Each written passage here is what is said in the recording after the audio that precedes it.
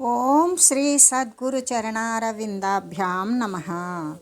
ఓం శ్రీ గణేశ శారదా సద్గురు మంగళమూర్తిభ్యో నమః. ఓం నమో భగవతే వేదవ్యాసాయ నమః. ఓం నమః ప్రణవార్థాయ శుద్ధ జ్ఞానైకమూర్తయే నిర్మలాయ ప్రశాంతాయ దక్షిణామూర్తయే నమః. ఓం ఈశ్వరో గురురాత్మేతి మూర్తిభేద విభాగినే వ్యోమవద్వ్యాప్తదేహాయ దక్షిణామూర్తయే నమః. శ్రీ గురుగీత తృతీయోధ్యాయము. అందుకే నీచమైనటువంటి మారణాది కార్యాలు కానీ పరహింసాది కృత్యాలను కానీ ఎటువంటివి కూడా దుష్ట మనస్సుతోటి చేయనేకూడదు. ఏ విధంగా అంటే శత్రువులను జయించడం కోసమని ఇతరుల్ని మరి తన వారు కాకపోయినా సరే వశపరుచుకోవడం కానీ ఇటువంటి కృత్యాల కోసం గురుగీతను దానివల్ల మంచి జరుగుతుందా, వాళ్ళ కోరిక నెరవేరుతుందా అంటే వాళ్ళ కోరిక నెరవేరుతుంది, కానీ దుష్టత్వం కూడా హెచ్చుతుంది కదా. అలాగనే అందుకే సత్కర్మల చేత సద్భావన చేత మంచి మంచి ప్రదేశాల యందు జపము చేసినట్లయితే త్వరలో సిద్ధిని పొందుతారు అని తెలియజేస్తూ, అంతేకాదు పవిత్రమైనటువంటి మనసుతోనూ మాలిన్యరహితమైన నిర్మల భావంతోనూ ప్రసన్నమైన వాతావరణములో చల్లని శీతలి వాతావరణములో చేసేటువంటి జపం శీఘ్రంగా సిద్ధిస్తుంది, అంటే త్వరితంగా ఫలిస్తుంది. అట్టి భావాలను ఇక్కడ మనకి వివరంగా తెలియజేస్తూ ఉన్నారు. అదేమిటంటే శ్మశానము మహేశ్వరుడు ఉండు చోటని శాస్త్రాలు తెలుపుచూ ఉన్నవి. అందుకే మహేశ్వరుడు ఎక్కడుంటాడు? శ్మశాన భూములలో ఉంటాడు. ఎందుకు? చనిపోయినటువంటి ఏమాత్రము కూడా కొద్దిపాటి సద్వాసనం ఉన్నటువంటి వారికి శరీరం వదిలేస్తే యొక్క శరీరాల చెవిలో మహేశ్వరుడు ప్రణవాన్ని బోధిస్తాడు, ప్రణవాన్ని జపించమని చెప్తాడు అని మనకి చరిత్రలు చెప్తూ ఉన్నాయి. అంతేకాదు ఇంకా కూడా అంటే అసలు మనకి శాస్త్రాలు ఏమని చెప్తున్నాయి అంటే అది రుద్రభూమి, అంటే రుద్రుడు ఉండేటువంటి చోటు, రౌద్రము అనేటువంటిది అణచివేసే చోటు, తమస్సుని నశింపజేసే చోటు, ఎటువంటి అహంకార మమకారాలు అన్నీ కూడా వదిలేసుకొని జడప్రాయమైన శరీరాన్ని ఆ యొక్క శ్మశానములో ఖననము దహనము అంటే కాలిస్తే బూడిదైపోతుంది, పూడ్చిపెడితే మట్టి అయిపోతుంది. అటువంటి అక్కడ ఎవరుంటారు అంటే రుద్రుడైన వాడు ఉంటాడు. ఆ రుద్రుడు ఎవరైతే రౌద్రాకారంతో ఉంటారో వారి యొక్క అహంభావాన్ని నశింపజేస్తాడు. అంతేకాదు సత్వంగా ఉన్నటువంటి వారికి రాబోయేటువంటి తమస్సును నశింపజేసి సాత్వికతను పెంపొందింపజేస్తాడు. ఇంకా కూడా అక్కడ ఏ విధంగా అంటే శంకరగిరి మాన్యము అని కూడా చెప్తారు. ఏ విధంగా ఆయన గిరి ఎక్కడా అంటే ఆయన మాన్యం ఎక్కడా అంటే అదంతా కూడా గిరి గీసుకుని ఉన్నట్లుగా శంకరగిరి మాన్యం. ఏంటది అంటే బరియల్ ప్లేసు, శ్మశానం.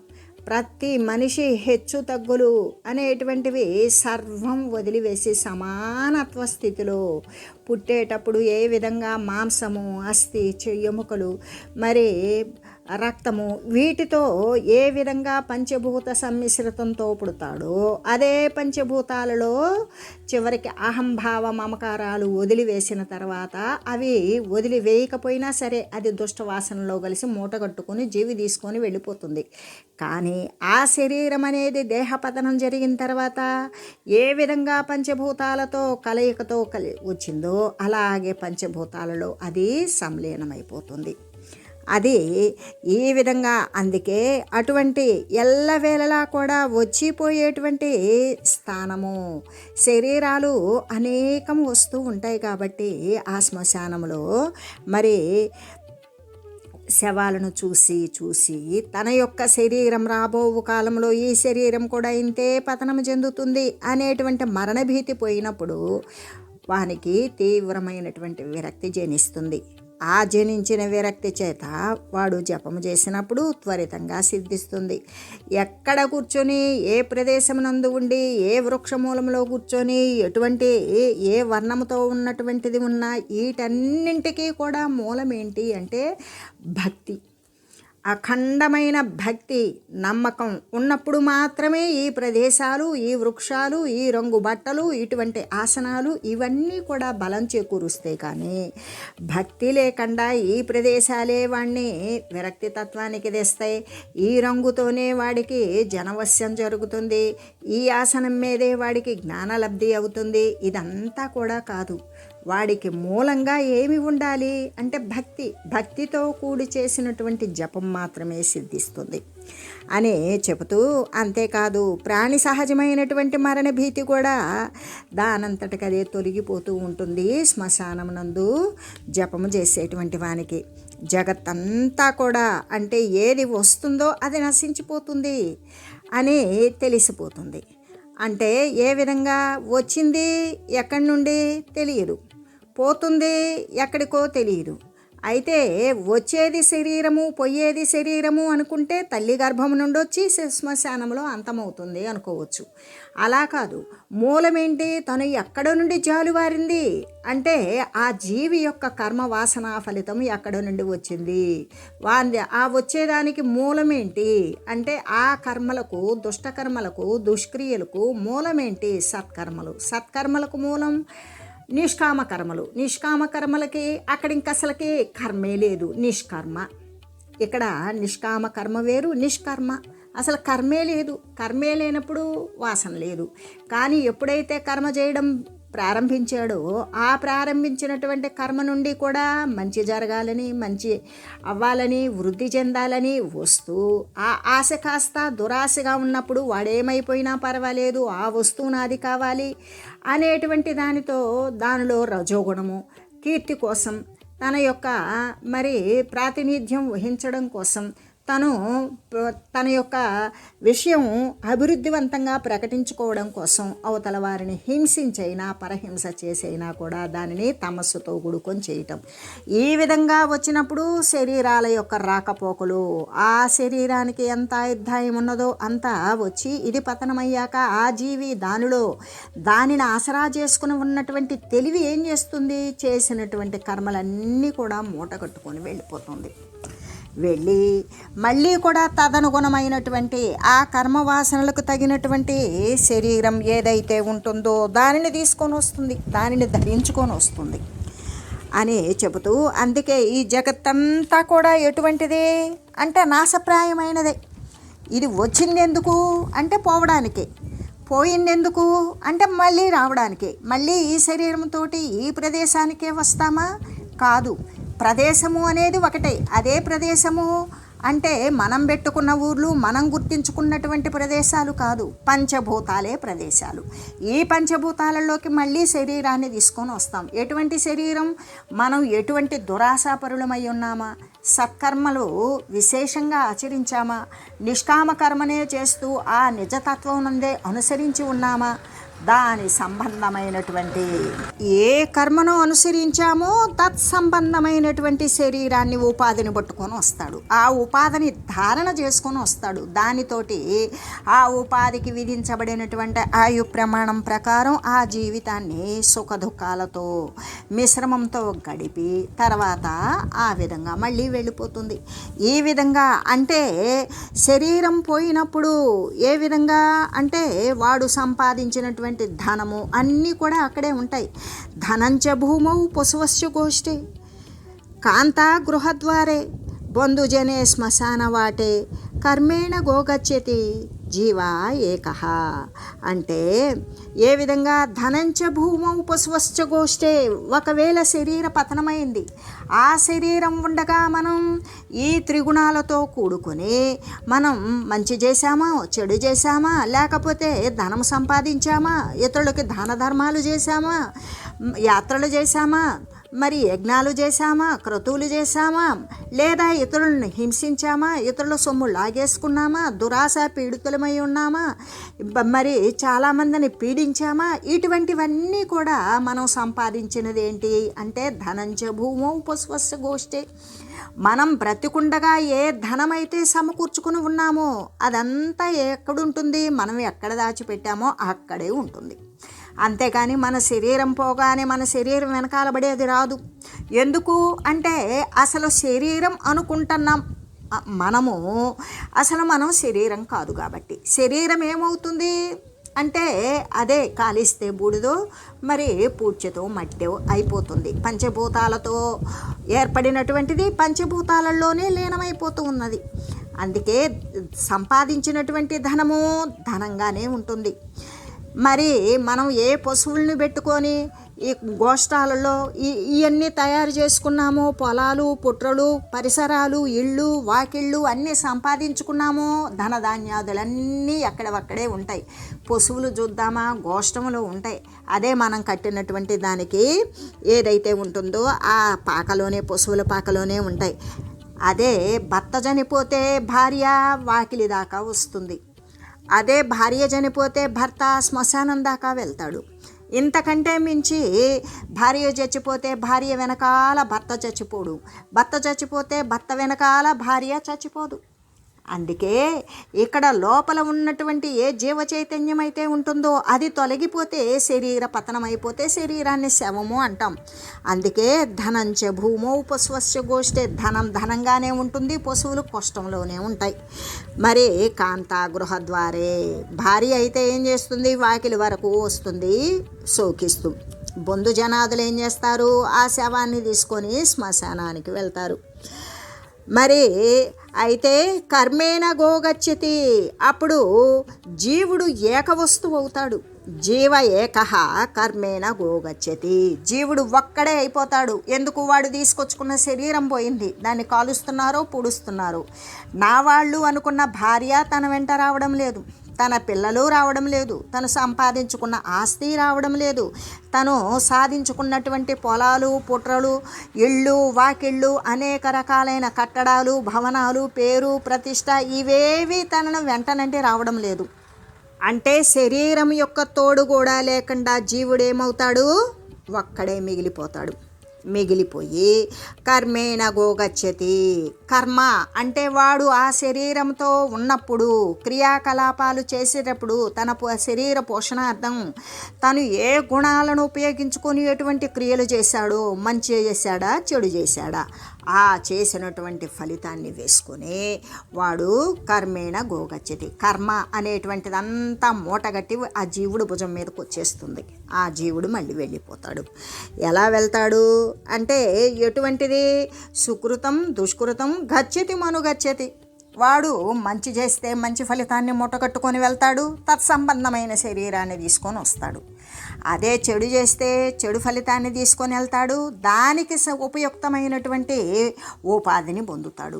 ఈ విధంగా ఉపాధులు పోతూ వస్తూ అదే నిష్కర్మ చేస్తే, ఈ నిష్కర్మ అనేటువంటిది కర్మ చేస్తూ కూడా దాని పట్ల ఎటువంటి కర్తృత్వము భోక్తృత్వము లేకుండా ఉండేటువంటి స్థితి ఏదైతే ఉంటుందో, త్రిగుణాతీతమైనటువంటి స్థితి, అది నిష్కర్మ.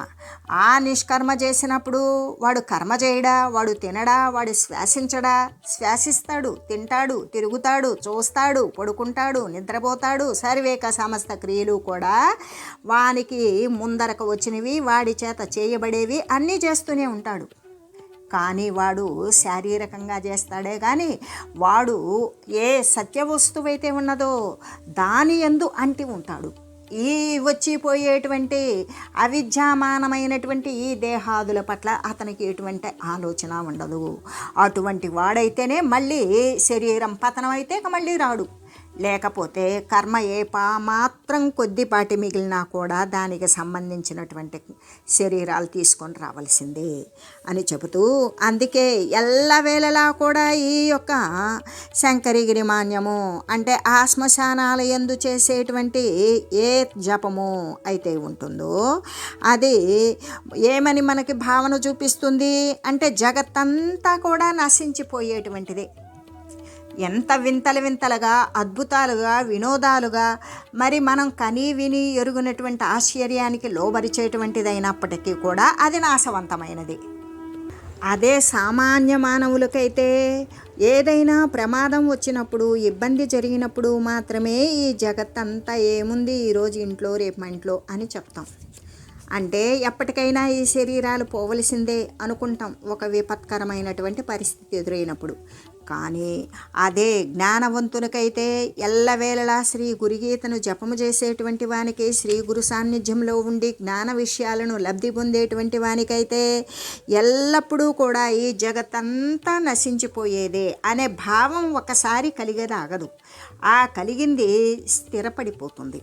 అలా స్థిరపడిపోయినప్పుడు ఇక అతనికి అత్యధికమైనటువంటి విరక్తి భావం ప్రారంభమవుతుంది. ఆ విరక్తి భావం అనేటువంటిది ఎప్పుడైతే జనిస్తుందో అది ఈశ్వరుని యొక్క అనుగ్రహం చేత వాడు తన ఇంద్రియాలను తన యొక్క నిగ్రహంలోకి తీసుకొని వచ్చి తన యొక్క అంతరేంద్రియాలతో కూడుకొని శుద్ధమైన మనసుతో అశుద్ధమైన మనసుని నశింపజేసుకొని ఆ పరమాత్మ కోసం వాడు జ్ఞానాన్ని ఆసరా చేసుకొని మరి పరమాత్మను చెందేటువంటి ప్రయత్నం చేస్తూ ఉంటాడు. ఇంకా అంతేకాదు, ఈ గురుగీతకి ఈ జపం చేయడానికి కూర్చునేటువంటి స్థానం ఏంటి అంటే బిల్వవనం కూడా ఈశ్వరునికి ప్రియమైనటువంటి స్థానమే. మనం మారేడు చెట్టు కింద కూర్చొని బిల్వవనంలో కూర్చొని జపం అనేటువంటిది చేసినా కూడా మంచి ఉపయోగకరంగానే ఉంటుంది. అక్కడ జపించడం చేత ఎందుకు అంటే ఆ వాతావరణం కూడా ఎంతగానో అనుకూలమవుతుంది. ఎందుకు అంటే అది ఈశ్వరునికి ప్రియమైన స్థానం. అందుకే త్రిదళం త్రిగుణాకారం అని చెప్తాం. దేనికి అంటే 3 దళాలు కూడా 3 గుణాలకు ప్రతీకగా చెప్పడం. ఆ 3 గుణాలను నశింపజేసుకునేటువంటిదే ఆ ఈశ్వరతత్వం. ఆ ఈశ్వరతత్వాన్ని తెలుసుకునేటువంటి విషయం ఏంటి? అందుకే ఆ మారేడు చెట్టు యొక్క దళాలతోనే ఈశ్వరునికి అభిషేకం చేస్తూ ఉంటారు. అటువంటి మారేడు బిల్వవనం దగ్గర కూర్చుంటే ఎంతగానో ఆ జపము ఆ వాతావరణం ఎంతగానో అనుకూలమవుతుంది ఆ జపం చేయడం కోసం. అంతేకాదు ఇంకా కూడా పవిత్రమవుతుంది. వాని యొక్క అంతరంగమైనటువంటి భావాలు కూడా శుద్ధపడతాయి. ఇంకా కూడా బిల్వపత్రాల చేత ఈశ్వరుడు తృప్తిని పొందుతాడు కదా ఎల్లవేళలా. మనకి ఇది చరిత్రలు, ఇతిహాసాలు, సత్యాస్త్రాలు చెప్పినటువంటి విషయం కదా. అట్లాగే అటువంటి మహాపవిత్రమైనటువంటి బిల్వవనమునందు జపము చేయడం ఎంతో శ్రేష్టమైనది, వానికి ఎంతో ఉపయోగకరమైనది, హితకరమైనది కూడా. అంటే వాడు చేసేటువంటి జపం శీఘ్రంగా సిద్ధిస్తుంది. ఎందుకు అంటే ఈశ్వరుని యొక్క అనుగ్రహం కూడా అందు ఉంటుంది కాబట్టి అని చెబుతూ, అంతేకాదు ఇంకొకటి ఏమని చెప్పుకున్నాం మనం? మర్రి చెట్టు అని చెప్పుకున్నాం. వటవృక్షం కూడా మహాపవిత్రమనే తెలియాలి. ఎందుకంటే వటవృక్షం క్రింద ఎవరున్నారు? మహావైరాగ్య తత్పరుడై జ్ఞానముద్రను సనకాదులకి ఇవ్వసంగినటువంటి దక్షిణామూర్తి స్వామి తపము ఆచరిస్తూ ఉన్నాడు అని కదా మనకి వేదాంత శాస్త్రాలు తెలియజేస్తూ ఉన్నవి.